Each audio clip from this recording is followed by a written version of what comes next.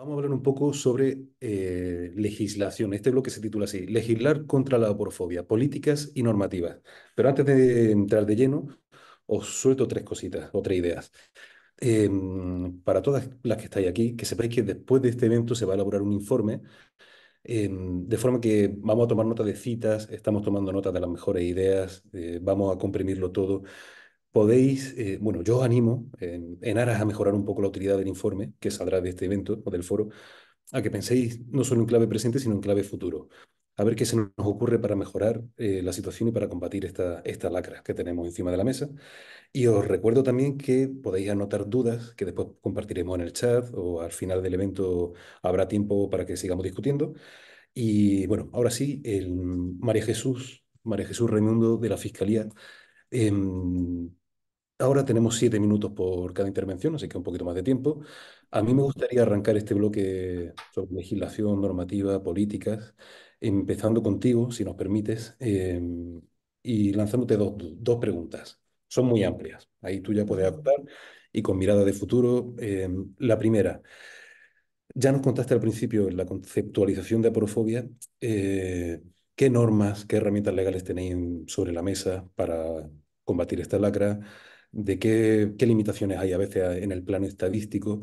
Yo te pregunto, a día de hoy, ¿qué herramientas son las que realmente os sirven desde la fiscalía y a otros compañeros que puedes tener en la judicatura, etcétera, para combatir la aporofobia? Y sobre todo te hago una pregunta teniendo en cuenta que aquí estamos periodistas, activistas, profesionales del tercer sector, gente del ámbito político.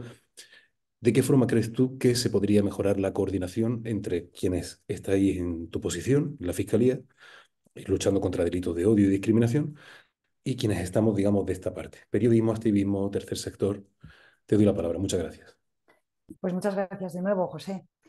Eh, la verdad que efectivamente el abordaje jurídico de esta materia, con todas las complejidades que se han expuesto, además me ha encantado la exposición absolutamente de todos los compañeros de este debate, sobre todo en todo lo que se refiere a las causas, ya que nosotros al final, los fiscales, los jueces, los operadores jurídicos, abordamos más bien las consecuencias de todas esas causas. Y esas consecuencias es el delito, ni más ni menos. Para el abordaje de estos delitos es verdad que nos podemos hacer referencia a una serie pues ya de referentes legales, tanto a nivel internacional como a nivel estatal. A nivel internacional yo me quedaría en la Carta de Derechos Fundamentales de la Unión Europea, en cuyo artículo 21 ya pues de alguna forma nos viene a decir que queda prohibida todo tipo de discriminación, y dentro de esta discriminación pues también se refiere a esta, a la de la situación patrimonial.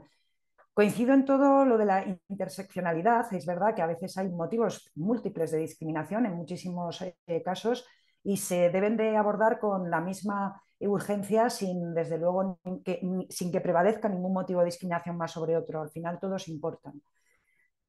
En segundo lugar, a nivel estatal tendríamos que también hacer una diferenciación en algunas leyes que hay de tipo autonómico. Por ejemplo, tenemos en el caso de Cataluña la Ley de Igualdad de Trato, la 19/20, que recoge también tanto la definición de aporofobia como aquellas situaciones que se puedan de alguna forma considerar como ilícito administrativo. ¿Por qué importa esto? Porque en muchas ocasiones no llegamos a la entidad delictiva o a la gravedad del hecho, pero se puede considerar una infracción administrativa y por tanto ese hecho no queda impune. Por tanto, sería una de las formas a combatir. Si nosotros ya tenemos referentes en nuestra Constitución sobre el derecho a la igualdad, o incluso en esa ley, la 15/22 de igualdad de trato, que viene a recoger este motivo de discriminación y también introduce el antigitanismo, debemos utilizarlo, debemos aplicarlo en lo máximo posible, y en todo aquello en que por cuestiones técnicas no pueda considerarse que sea delictivo, vayámonos a considerarlo como una infracción administrativa para que una autoridad independiente pueda también sancionar esa conducta. Me estoy refiriendo a un caso, pues de a lo mejor una persona en situación de pobreza, que pueda tener también, pues pueda ser gitana, que pueda ser transexual, que pueda encajar en cualquiera de estos colectivos, que vaya al supermercado y que la echen porque digan, usted aquí no viene a comprar porque va a venir a robar.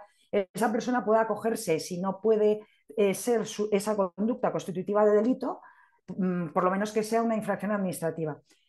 En segundo lugar, el abordaje también deberíamos de enfocarlo como ver qué herramientas nos concede nuestras leyes para poder mejorar la situación de todas estas víctimas. Fijaros, si pongo en común con vosotros tres términos, les podemos dar muchas vueltas. Infradenuncia, infradetección e infraconfianza. A todos los foros que estamos aquí nos afectan. La infradenuncia supone la imposibilidad de que ninguna de estas víctimas, del carácter que sean, las de cualquiera de estos colectivos, puedan ni siquiera ser conscientes de que son víctimas y, por tanto, la imposibilidad que tienen es de saber que lo que se ha cometido hacia ellas es delictivo y cómo voy a denunciarlo. En segundo lugar, la infradetección, que es el caso al que antes me refería, que al no tener un registro oficial en el que poder de alguna forma rellenar o implementar todos los casos que nos puedan venir o que puedan pasar por todas las fiscalías de España y que se podían considerar que tenga este motivo de discriminación, nos encontramos que parece que no haya aporofobia y no es así, todo lo contrario. Lo que pasa es que tenemos pocos escritos de acusación y pocas sentencias. Sí que os tengo que venir aquí a alentar y a tener una actitud positiva porque os he traído 2 o 3 sentencias en las que ya se recoge la aporofobia que hemos podido recolectar en la unidad coordinadora en la que yo formo parte desde hace, en esta última semana. Son unas sentencias de un juzgado penal de Barcelona en la que roban a una persona que se encuentra en la calle y bueno, pues le quitan lo poco que tiene y se le condena al autor como un robo con violencia y además se le añade el agravante de aporofobia. Esto es gracias a esa agravante que entró en vigor hace relativamente poco.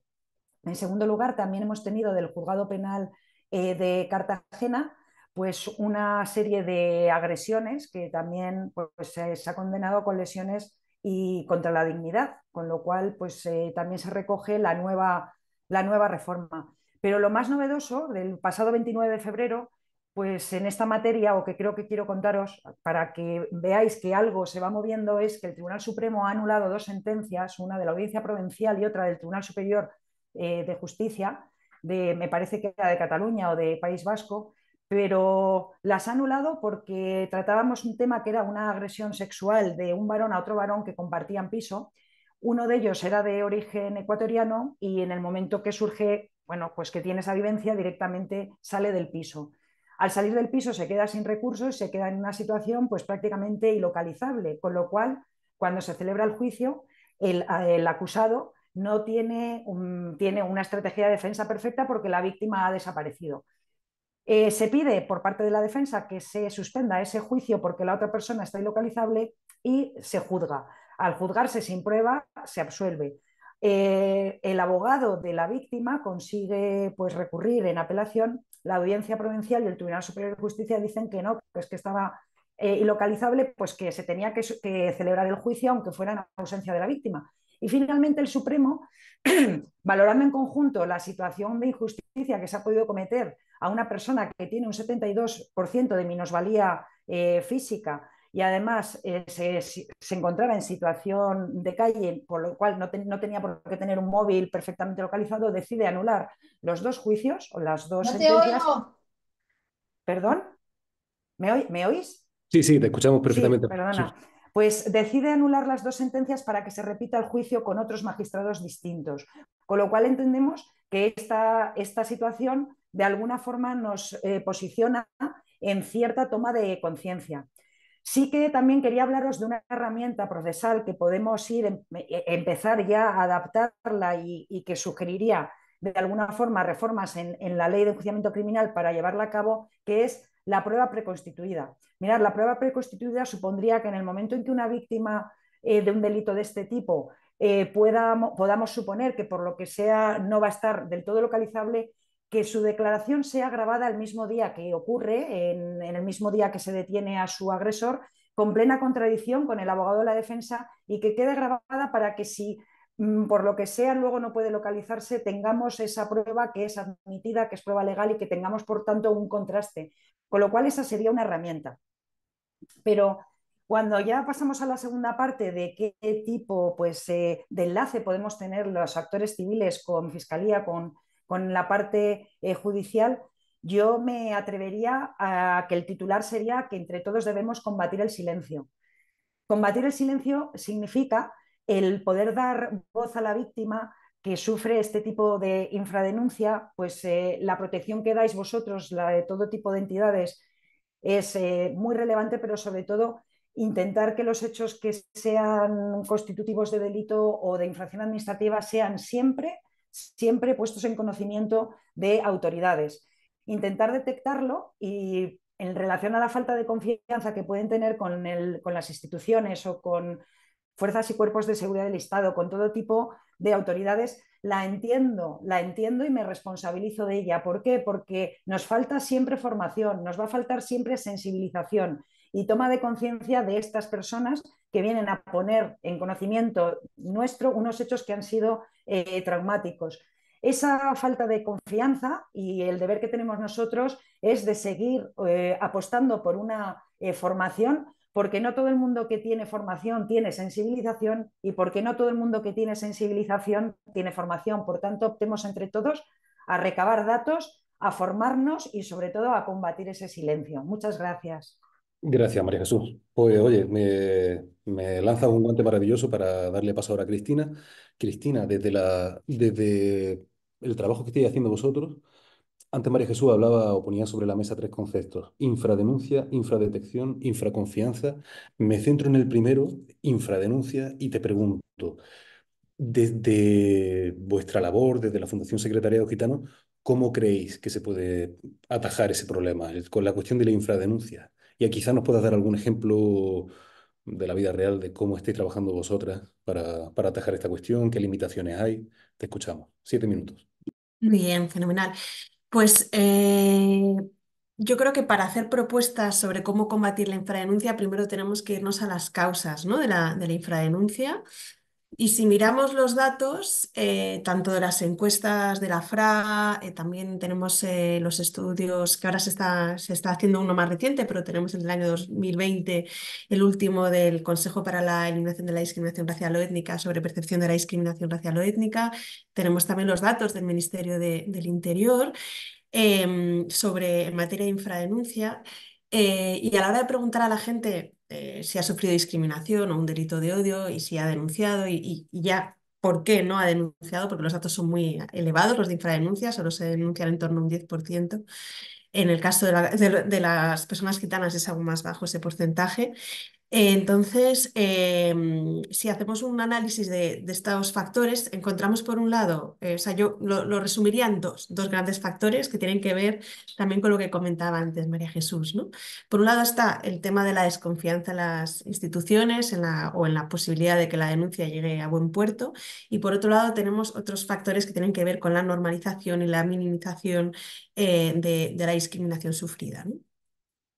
Entonces, en relación con el primero de los factores, ¿no? La desconfianza en las instituciones. ¿Por qué se desconfía en ellas? Bueno, en primer lugar, es que lo cierto es que todavía hay grandes deficiencias. O sea, incluso nosotras en nuestra labor, a la hora de acompañar a una víctima, a veces tenemos que ser francas y decirle, no sabemos cómo va a acabar esto, no sabemos si tu denuncia va a llegar a buen puerto o no. Porque lo cierto es que se ha avanzado mucho. Está claro, se ha avanzado mucho, sobre todo en el ámbito penal.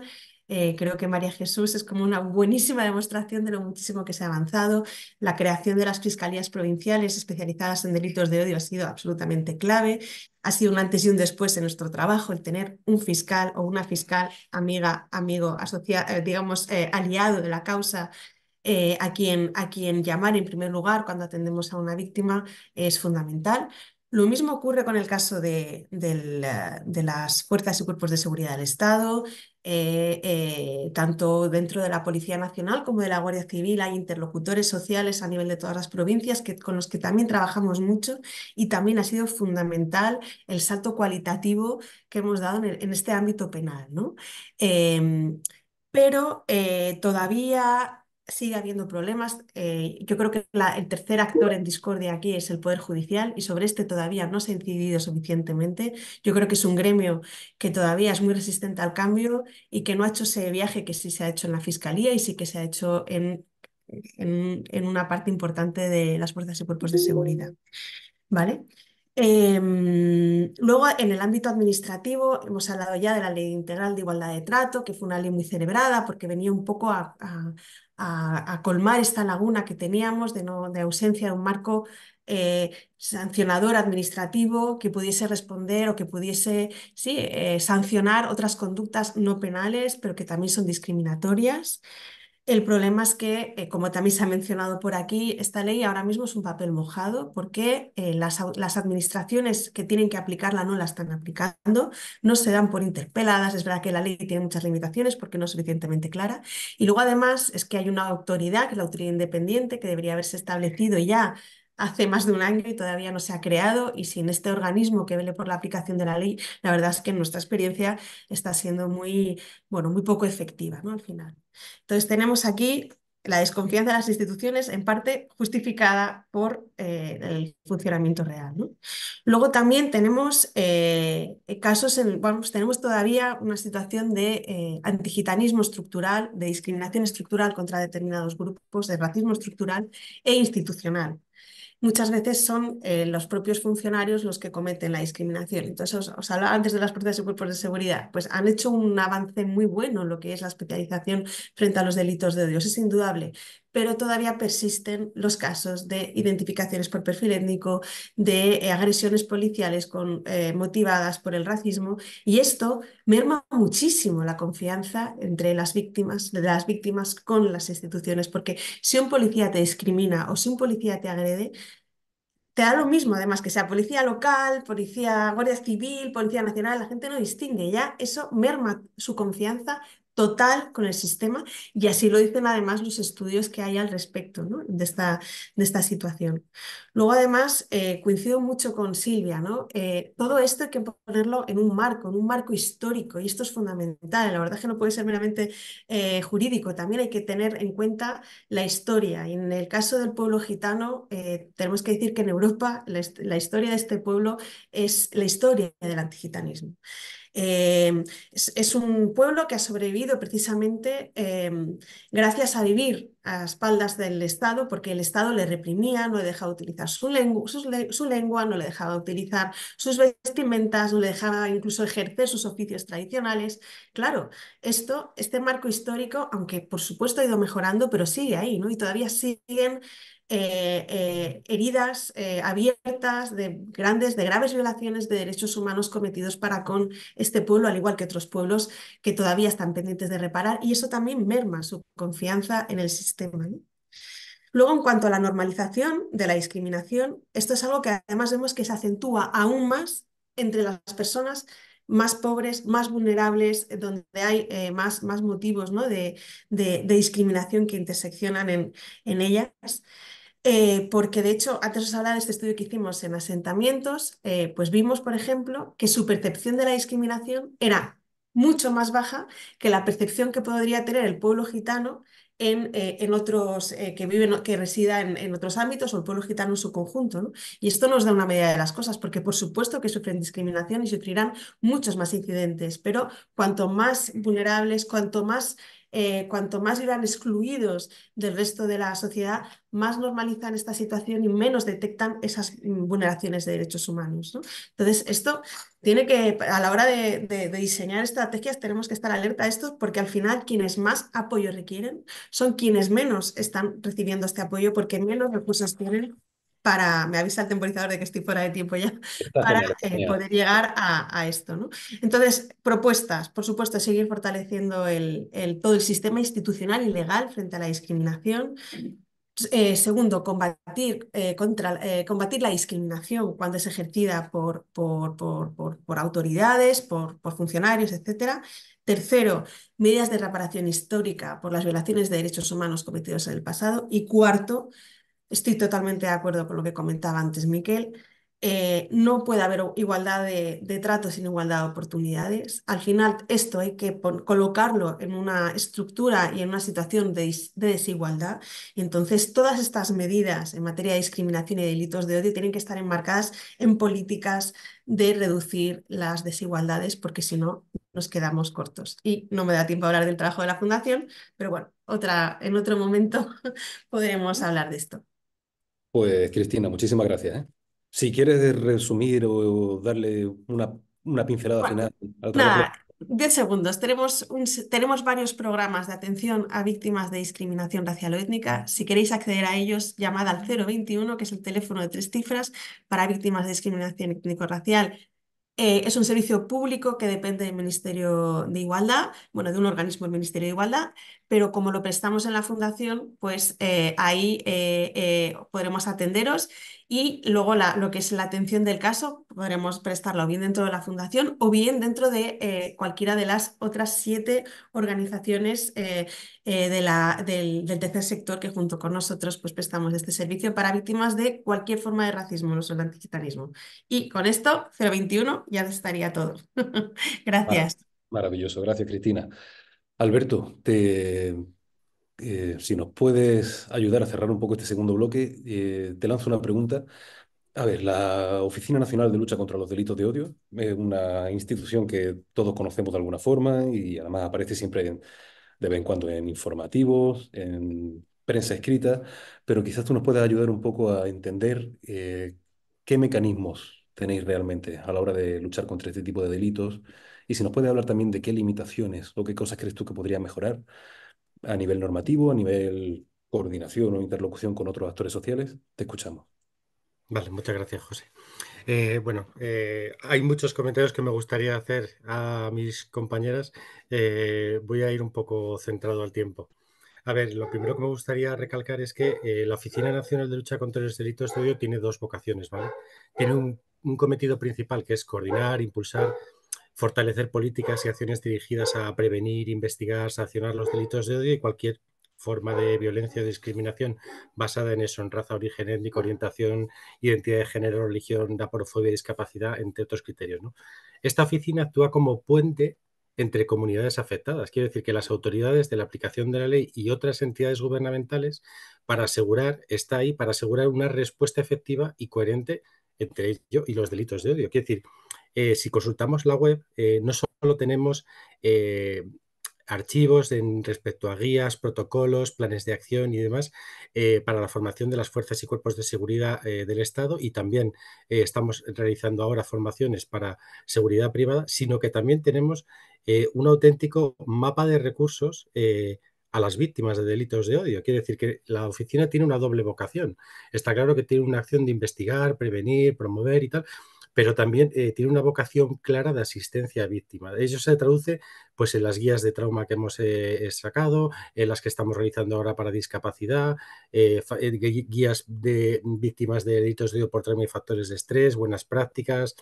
Luego también tenemos un mapa de recursos por provincia riquísimo y que cada vez aumentamos más, en el que se pueden consultar todas las asociaciones y tercer sector de la sociedad civil que prestan asistencia en España, con la que nosotros tenemos contacto continuo, casi continuo, que abarca desde la ayuda psicológica, legal, asistencial, entre otras muchas.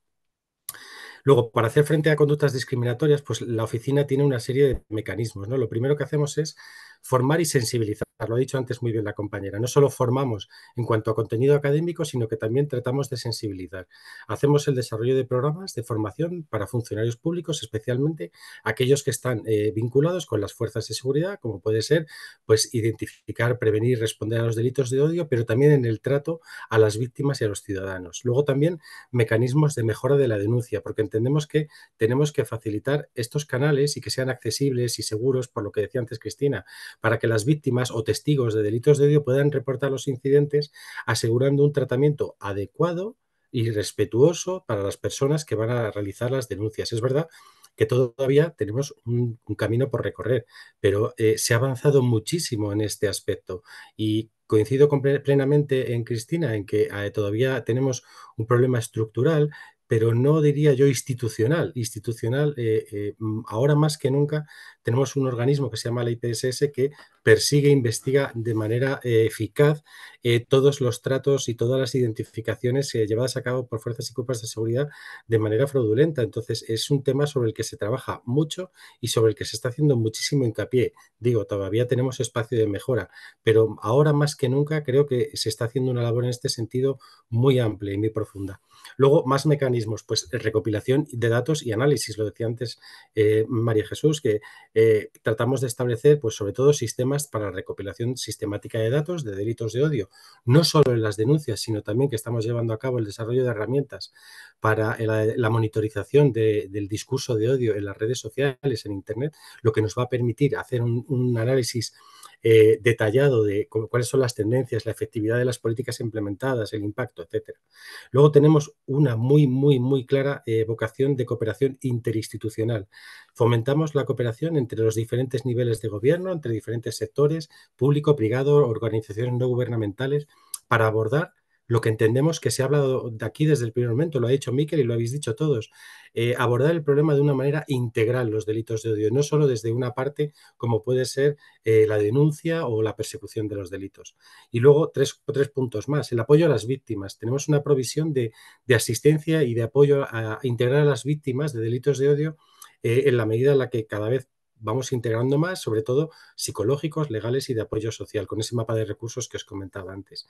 Luego nos queda, como no puede ser de otra manera, las campañas de concienciación pública. Pues realizamos campañas no solo para las fuerzas y cuerpos de seguridad, sino que al público en general, pues para promover la tolerancia, el respeto, la diversidad, la inclusión, la comprensión de las graves consecuencias que tienen los delitos de odio, sobre los que estamos muy concienciados, porque entendemos que es un ataque a la dignidad y a la identidad de la misma persona, que es, como decía antes la fiscal, muy grave, ¿no?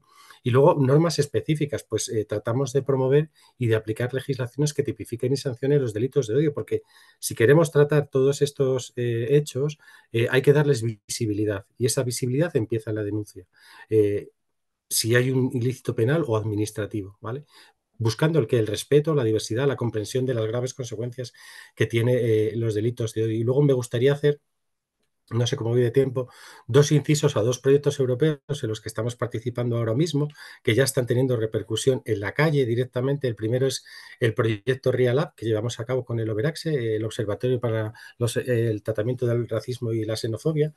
Y el proyecto tiene un objetivo claro, que es mejorar las capacidades de las autoridades estatales para identificar, analizar, supervisar y evaluar el discurso de odio en línea, con el fin de desarrollar, fortalecer estrategias de contranarrativa, discurso upstander, ¿vale? Contra el discurso de odio motivado por racismo, xenofobia, islamofobia, antisemitismo, antigitanismo, aporofobia, etcétera, mediante la discusión y generación de un mapa de buenas prácticas, de recursos, herramientas didácticas efectivas para la contranarrativa que se están realizando ahora mismo con ayuda de inteligencia artificial, así como la descripción de perfiles de perpetradores, de víctimas, a través de los cuales se pueda evaluar no solo la gravedad, sino también la intensidad, la distribución, el potencial y el impacto del discurso de odio, para establecer buenas recomendaciones que nos permitan hacer buenas actuaciones en este sentido. Y luego el proyecto CISDO.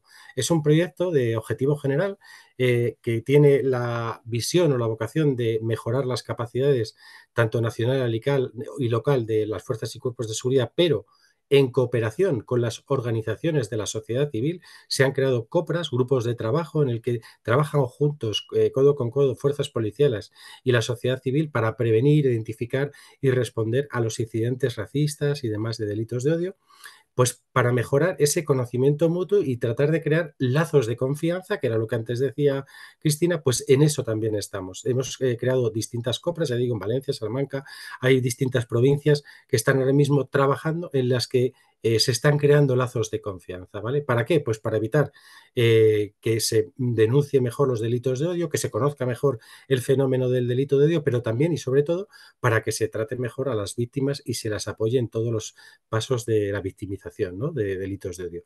Bueno, pues un poco todas estrategias y mecanismos que os acabo de comentar no solo buscan responder de una manera efectiva a los incidentes cuando ocurren, sino también estamos trabajando proactivamente en la prevención de estos delitos y en la promoción de lo que nosotros entendemos, pues eso, una sociedad más inclusiva, más justa y más respetuosa con la diversidad.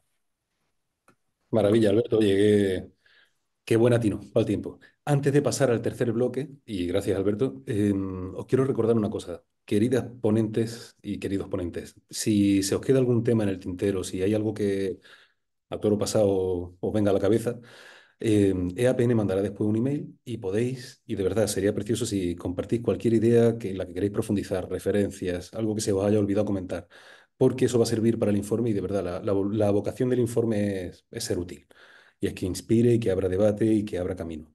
Así que si algo se queda en el tintero, no os preocupéis, estamos yendo rápido por la cuestión de tiempo, pero a todo lo pasado, después del evento, la podéis remitir, ¿vale?